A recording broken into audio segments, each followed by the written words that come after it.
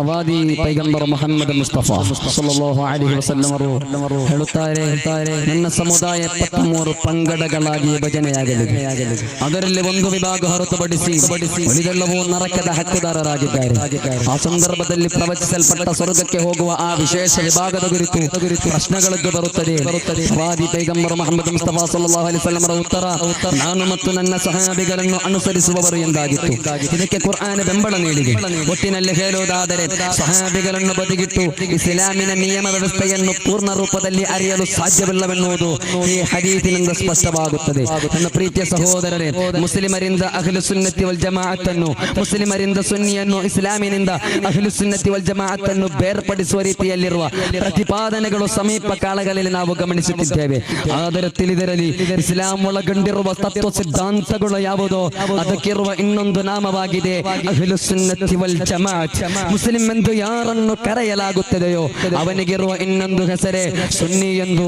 ಉಳಿದೆಲ್ಲವೂ ಇಸ್ಲಾಮಿ ಹೆಸರಿನಲ್ಲಿ ಮಾರುಕಟ್ಟೆಯಲ್ಲಿ ಹುರುಕುತ್ತಿರುವ ನಕಲಿ ಸರಕುಗಳು ಮಾತ್ರವಾಗಿದೆ. ಇಸ್ಲಾಮಿನ ಗುರುತಿನಲ್ಲಿ ಇತ್ತೀಚೆಗೆ ರಂಗ ಪ್ರವೇಶ ಮಾಡಿದ ಕೆಲವು ವಹಾಬಿ ಸಂಘಟನೆಗಳು ಸಹಾಬತ್ತುಗಳನ್ನು ಗರಿಷ್ಠ ಪ್ರಮಾಣಗಳಲ್ಲಿ ತಗೊಳ್ಳಲು ಪ್ರವಾದಿ ಪೈಗಂಬರ್ ಮುಹಮ್ಮದ್ ಮುಸ್ತಫಾ ಸಲ್ಲಲ್ಲಾಹು ಅಲೈಹಿ ವಸಲ್ಲಮರನ್ನು ಕಿರಿದಾಗಿ ತೋರಿಸಲು ಹೆಣಗಾಡುತ್ತಿವೆ. ವಹಾಬಿಸಂನ ಕುರಿತು ಹೇಳುವುದಾದರೆ ವಿದ್ವಾಂಸ ಶೃಂಖಲೆಯಲ್ಲೇ ಅಗ್ರೇಸರರಾದ ಅಗ್ರಗಣ್ಯ ವಿದ್ವಾಂಸ ಇಮಾಮ್ ಬುಖಾರಿ ರಲಿಯಲ್ಲಾಹು ಅನ್ಹು ಅವರು ರಚಿಸಿದಂತಹ ಲೋಕ ಪ್ರಸಿದ್ಧವಾದ ಬುಖಾರಿ ಗ್ರಂಥದ ಮುಂದೆ ಸಂಭವಿಸಿರುವ ಶೋಭೆಗಳು ಎಂಬ ಅಧ್ಯಾಯದಲ್ಲಿ ಇಮಾಮ್ ರಲಿಯಲ್ಲಾಹು ಅನ್ಹು ಅವರು ಒಂದು ಹದೀಸನ್ನು ರಿಪೋರ್ಟ್ ಮಾಡುತ್ತಾರೆ.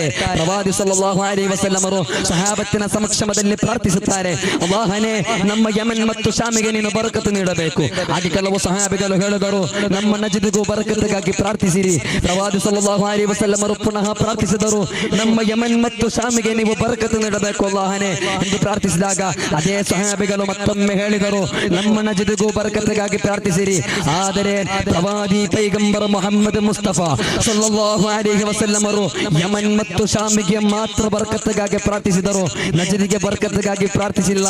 ಮೂರನೇ ಬಾರಿಯೂ ಸಹಾಬತ್ತು ಕೇಳಿದ ಸಂದರ್ಭದಲ್ಲಿ ಪ್ರವಾದಿ ಸಲ್ಲಲ್ಲಾಹು ಅಲೈಹಿ ವಸಲ್ಲಂ ಅವರ ಉತ್ತರ, ನಜದಿನಲ್ಲಿ ಕ್ಷೋಭೆ ಹುಟ್ಟುವುದೆಂದು, ಶೈತಾನನ ತಲೆಯಲ್ಲಿ ಮೇಲೆದ್ದು ಬರುವುದೆಂದು ಎಂದಾಗಿತ್ತು. ನನ್ನ ಪ್ರೀತಿಯ ಸಹೋದರರೇ, ಭವಿಷ್ಯತ್ತಿನಲ್ಲಿ ಬರಲಿರುವ ಕಾರ್ಯಗಳ ಕುರಿತು ಪ್ರವಾದಿ ಸಲ್ಲಲ್ಲಾಹು ಅಲೈಹಿ ವಸಲ್ಲಂ ಅವರ ಅನೇಕ ಪ್ರವಚನಗಳು ಸತ್ಯವಾಗಿದೆ. ಇನ್ನೂ ಅನೇಕ ಸಂಗತಿಗಳು ಪ್ರತ್ಯಕ್ಷವಾಗಲಿಕ್ಕಿದೆ. ನಜದಿನಲ್ಲಿ ಕ್ಷೋಭೆ ಹುಟ್ಟುವುದೆಂದು, ಶೈತಾನನ ತಲೆಯಲ್ಲಿ ಮೇಲೆದ್ದು ಬರುವುದೆಂದು ಅಕ್ಷರ ಸತ್ಯವಾಗಿ ಇವತ್ತು ಪರಿಣಮಿಸುತ್ತಿರುವುದು ನಮ್ಮ ಗಮನಾರ್ಹವಾಗಿದೆ.